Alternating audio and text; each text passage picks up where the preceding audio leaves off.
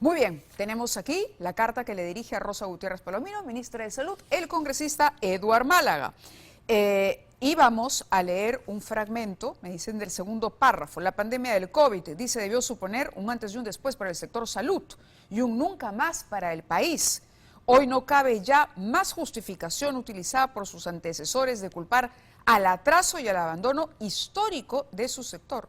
Con gran frustración constatamos que a pesar del aumento presupuestario para luchar contra este tipo de enfermedades, dice, no ha ocurrido nada. Y este es el párrafo que han destacado, donde le pide, vamos ahí al punto, a ver si lo tenemos ante la obligación de anteponer la vida y la salud de nuestra población a cualquier consideración o costo político o personal, la insto cordialmente a autoevaluar su desempeño y a presentar su renuncia a fin de permitir la designación por parte del presidente del Consejo de Ministros y la presidenta de la República de una persona con un perfil más idóneo para el cargo. Eduard Málaga está con nosotros esta noche.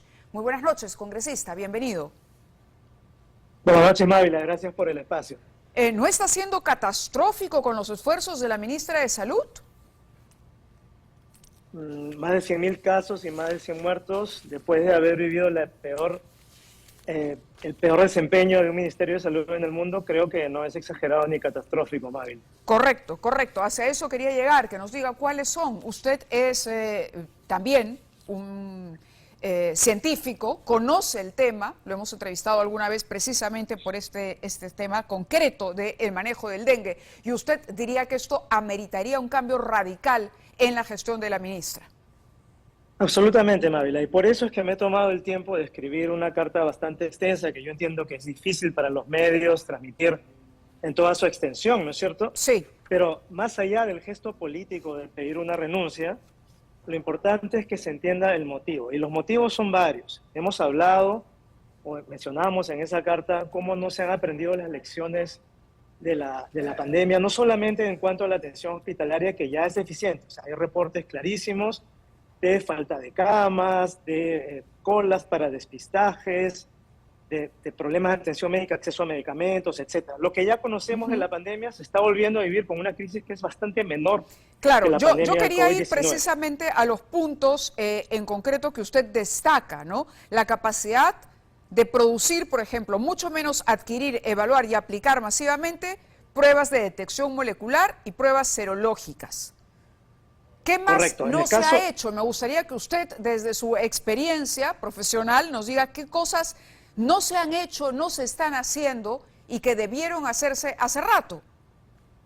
Un punto esencial de la carta es que los expertos del MINSA tendrían que haber hecho la conexión entre cambio climático, que es un fenómeno no solamente de Yaku o del Niño este año, sino un fenómeno a largo plazo de las próximas décadas, la conexión entre cambio climático y la aparición o la intensificación de este tipo de epidemias, porque sabemos, esto ya está claro, determinado por la ciencia, de que si cambian los patrones climáticos, cambia también el hábitat, la distribución de los mosquitos, por ejemplo. Entonces deberíamos tener a los expertos del MINSA y el INS trabajando directamente con el CENAMI, con el IGP, con el IAP, por ejemplo, todos los institutos públicos de investigación relacionados para determinar con estudios específicos y saber cómo se va a mover prácticamente el dengue o la probabilidad de dengue en el mapa del Perú.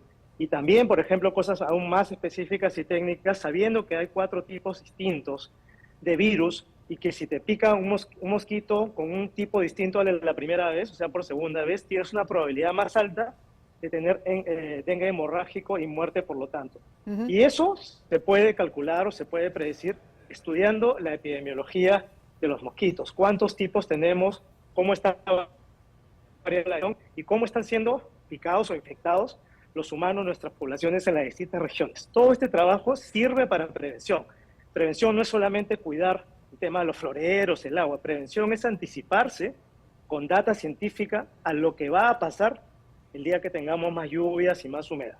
Entonces, es un punto claro de la carta. Y el otro punto, si me permites, sí, claro, que tiene que ver con el pedido de renuncia, es por constatar que debido a este... Lo escucho. Creo que está entrecortado su audio, sí. Perdón, decía que Una pregunta que salta a la vista es, ¿la ministra está calificada o no está calificada después de ver este desempeño?